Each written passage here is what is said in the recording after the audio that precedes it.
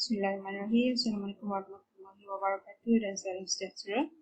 So, dalam video kali ini kita akan lihat pada chapter yang keempat, iaitu aplikasi kepada differentiation. Okey, perkara yang kita dah buat dalam chapter yang lepas iaitu 3 differentiation. So, kita nak tengok apa benda aplikasi yang boleh kita gunakan menggunakan ilmu differentiation tadi. So, apa guna kita differentiate?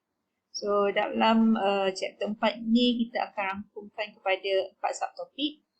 Okay, yang pertama, rate of change. Kita nak tengok perubahan suatu perkara terhadap perkara satu lagi.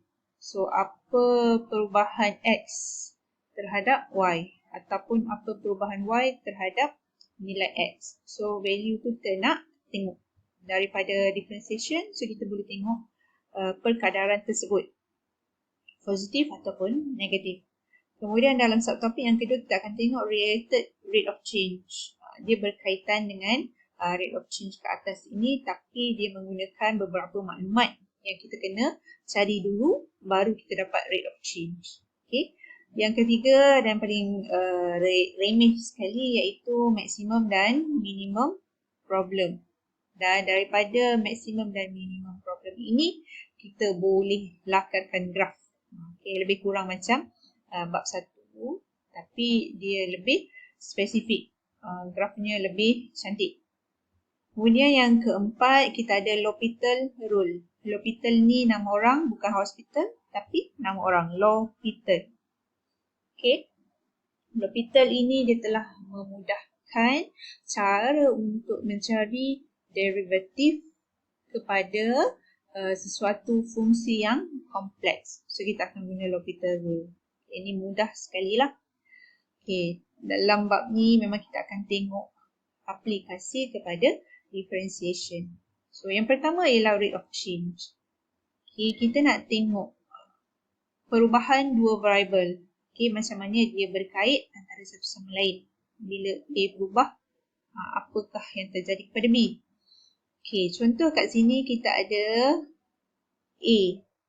A ini merujuk kepada area, kepada rectangle. Dan L ialah length, panjang dalam sentimeter kepada rectangle yang inilah, rectangle tersebut. Jadi, nak cari rate of change of area. Okay, nak cari rate of change of area with respect to length. Kita tulis secara matematiknya. Okay, daripada ayat rate of change of area with respect to length. Okay, panjang-panjang ni dalam ayat matematik kita tulis sebagai dA over dL. Perubahan A terhadap perubahan L. Okay, rate of change A with respect to L. Okay, length. Kemudian contoh lain, rate of change volume. Okay, terhadap masa. So, bahasa matematiknya.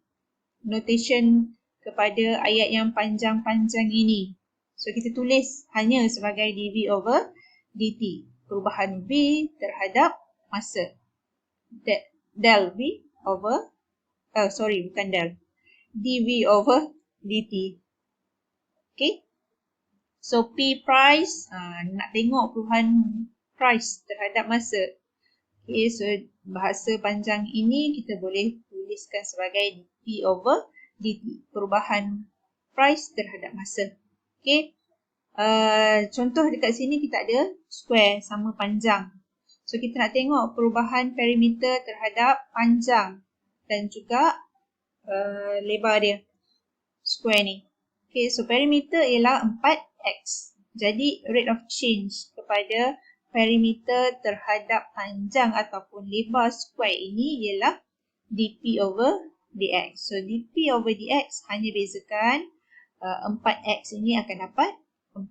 So, rate of change dia positif 4. Semakin besar, semakin banyaklah perimeter tu. Semakin tinggilah nilai perimeter tu. Macam tu.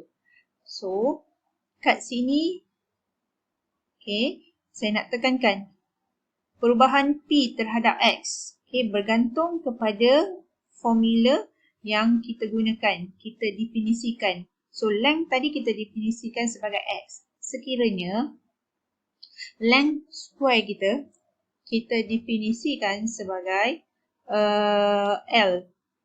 Okay, contohnya di sini L. Sini L. So, fungsi perimeter kita ialah 4L. So, rate of change perimeter dp over, adakah over dx? Tidak. Sebab kita punya fungsi, kita gunakan variable L. So, dp over dl akan dapat 4. So, kita punya notation bergantung kepada variable yang kita guna. So, ni gunakan X. So, dx lah. Kalau gunakan L, dl. Tengok variable apa yang kita gunakan. So, kalau positif, dia menaik. Kalau negatif, dia menurun. Okay, example A. Okay, kita ada satu bulatan. Find rate of change when radius is 25. Okay, dia bagi area of circle dA. Ayat ni, area of circle in change with respect to radius. dA over dr. Okay, dia nak cari apabila R ini 25. So, cari dA over dr. Okay, kita ada area punya formula. For circle is pi r square. So, dA dr ialah 2 pi r. Jadi, bila R sama dengan 25, masukkan nilai 25 ke dalam R. So, 2 pi 25 dapat 50 pi.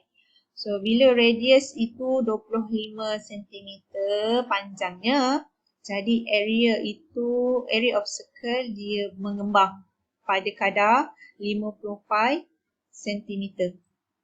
Okay. So, perkadaran di sini positif. Bila dia positif, dia increase ataupun expand, okay, menjadi lebih tinggi, lebih besar. Dan perkataan yang setaraf dengannya lah. Kalau nilai rate ini negatif, maka dia sebenarnya decreasing, menurun, lower, smaller. Okay, dia makin kecil. Right? Itu bukan menunjukkan dia tak bagus. Okay, tak. Dia hanya menunjukkan rate itu semakin mengecil ataupun semakin membesar. Increase or decrease. Okay. Dalam example B, okay, ini sama sajalah. Boleh tengok dan study. So, area pada masa T. So, kat sini, dia bagi fungsi A sebagai dalam sebutan T. So, dekat sini kita boleh cari dA over dt sebab variable dia T. So, determine the rate of change when T is equal to 7. So, kita carilah dA over dt, bezakan.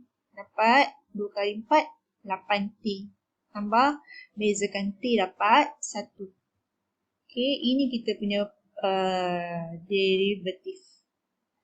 Kemudian bila T sama dengan 7, so substitute T sama dengan 7 ke dalam derivatif kita dan dapat jawapan.